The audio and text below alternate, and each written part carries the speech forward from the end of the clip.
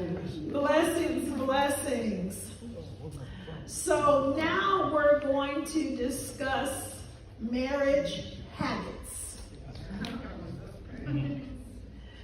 Husbands, wives, I'm sure that you have issues with some of your spouse's habits.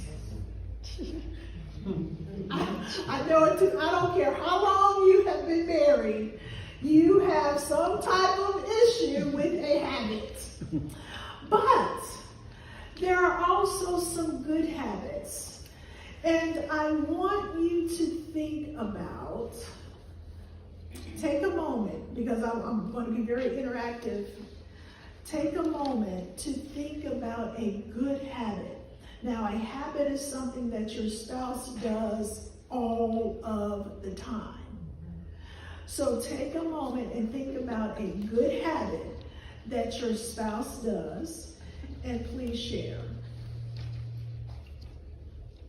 I'll call on you. No, you're going to share with the audience. Yeah. Oh, okay. Yeah. My husband listens to the daily audio Bible every morning, and it encourages me. When I hear it, I know he's up because I hear Brian Harden reading the Word. All of the time. Consistent. Did you hear that? All of the time. That's a good habit. Who else? Yes, sir. I'm in bed, rolling over early. I always get up before, but she'll roll over and say, "Morning, baby, love you." Just every morning. Aww. Yes, intimacy is a very good habit. That is a very good habit, If yes. she didn't do it, I'd be like, something wrong with her. She do it all the time. She says, "Love me, yeah." But if she didn't, I would notice. My wife always asks me, have I eaten and do I need breakfast? And she fixes me breakfast every morning. She's showing care for you. Amen. Amen. Emil, you're in a. Yeah, I'm prophesying. Okay. He always puts the toilet seat there. Future husband? That is a very powerful habit. You know, sometimes my husband doesn't always put the toilet seat down. Yeah. And I have a moment of annoyance, but I have learned to put my emotions in check. Yeah. And I ask myself, if that really matters, could I just push it down? But there are some habits that cause great annoyance. There are some habits that are argumentable. You argue about these habits all of the time. Does anybody want to share what one of those? Well, I've noticed that I've gotten over it though, but he will take the trash out. But I have to tell him the trash gets full, baby. There's only so much gonna go in it.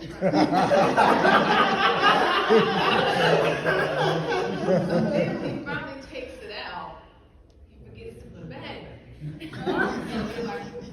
So I think sometimes he remembers to do it. And sometimes I just blow it off to his age. Okay, he's getting things. Yeah, that's just right. That's the thing right there. Dude, you can't bang it all the time. 1 Corinthians 11:1 tells us to be imitators as of Christ. Amen. In our marriage, that is very important. Our marriage is a divine calling by God. Whether or not you got married when you were saved or not, Right. when you made that commitment, when you made that covenant, God is honoring that covenant. And so we have to remember that we are not of ourselves. We are one flesh with our spouse. So when Maggie said, when you criticize, realize when you say something bad about your spouse, you're speaking of yourself. Because you guys are one flesh. All right, so let's talk about criticism. I'm going to talk about some bad habits, but I'm going to give you some tools. When it comes to marriage habits, no one habit is necessarily worse than the other. Okay? But criticism is a very hurtful habit. So criticism can take many forms. Calling your spouse names, playing the what if game, threatening divorce. My husband and I, our first few years, we threatened divorce constantly because we were in a conflicting state. My mother committed suicide when I was 17, and I wanted to go to college. My husband was in the Air Force. I had the promise ring. We were promised, after we finished and did everything we were supposed to do, we were going to get married.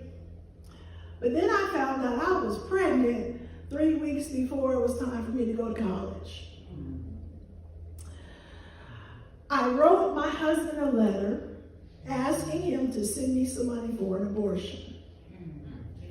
I wanted to go to college. My parents wanted me to go to college. I wanted that. And so I said, well, this is not a good time for me to have a baby. This is definitely not a good time for me to get married.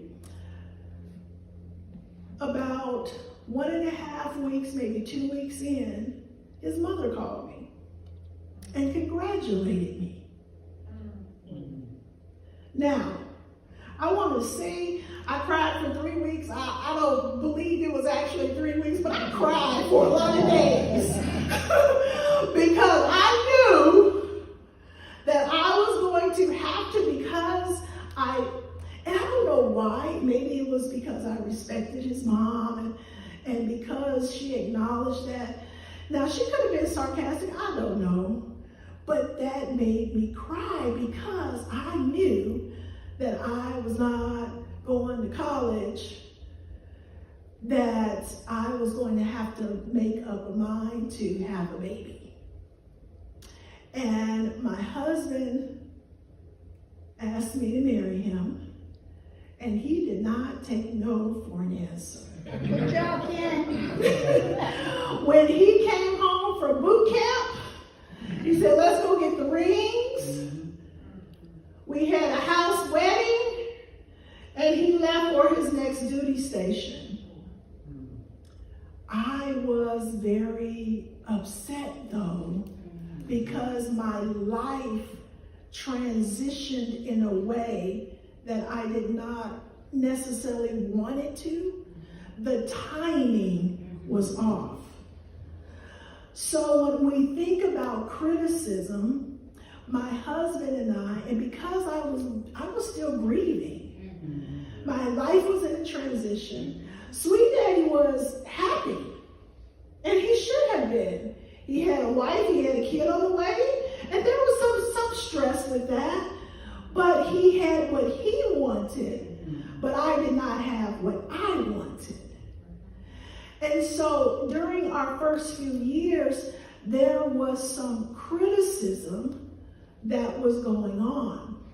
But when you think about criticism, when you think about criticizing your spouse, someone tell me what you are doing. What are you doing when you criticize your spouse? Tear them down. Yes. Yeah, somebody said you turn them down, but you also an offense. Now you put a fence up. Mm-hmm. So, Right. Now you talked about a fence. Yeah. You're putting a fence up. And so I began to scale this fence very slowly. And then, of course, I'm offending my husband because of the fence that I'm scaling. So criticism is not a healthy thing. Being negative, sometimes, we have negative feelings. We have negative emotions. But expressing those negative emotions are not always smart. What should we do first? Pray. Pray. Amen. Pray. You know, when I think about negative emotions, I went through a lot of negative emotions in my marriage.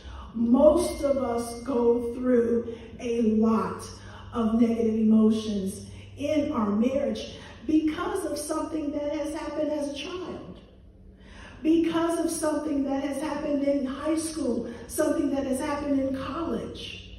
We go through trauma often, and we try to push it down because we don't want to act like, we don't want to feel that pain.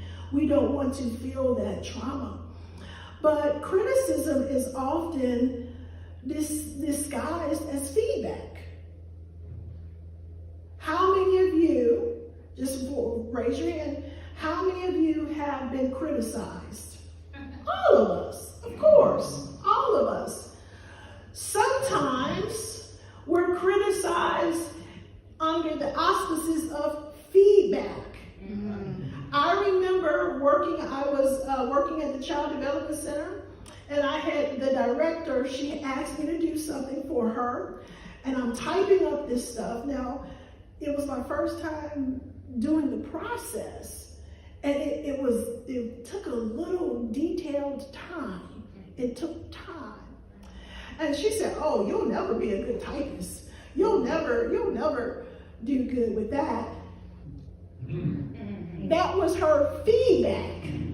And do you know, I remember that feedback for many years after that. Now, I proved her wrong.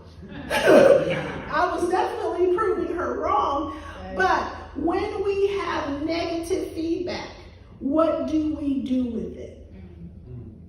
What do you do with negative feedback? No matter how subtle,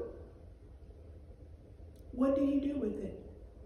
Have you decided to prove that person wrong? Have you released it? Have you forgiven? Or do you still have offense because of some criticism that you have been told? Criticizing your spouse, even your child, can lead to self-doubt, which will eventually erode that sense of security. Right. Criticism erodes security.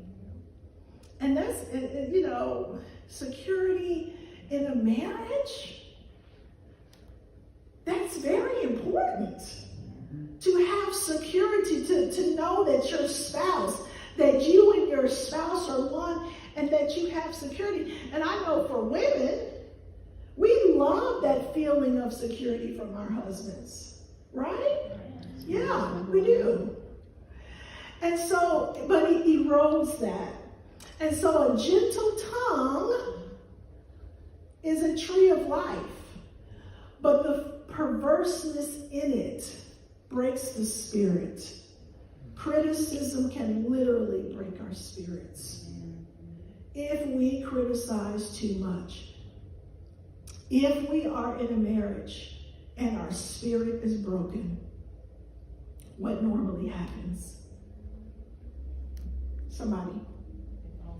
It falls apart. Why would you continually criticize your spouse and see the outcome, because it's not going well, and continue? It falls apart. So, the first tool for criticism is to pray before you criticize. Pray before you open your mouth. Amen. Don't even open your mouth until you pray. Because a lot of times we know when we are tempted to criticize. we have this little feeling, this little unction to do it. Next on Power Fueled Living. With God, your spirit man came alive and you got saved, and you still got all kinds of soulish issues. Yes. You know, and from the soul, you know, whatever a man thinks he is, right? And surrounding ourselves with godly influences. And that is big. Who are you accountable to? Power Fueled Living is a media outreach of Power Fueled Living Ministries. For more information, contact www.powerfueledliving.com. Power Fueled Living is funded by friends and partners like you. Thank you for your giving. Power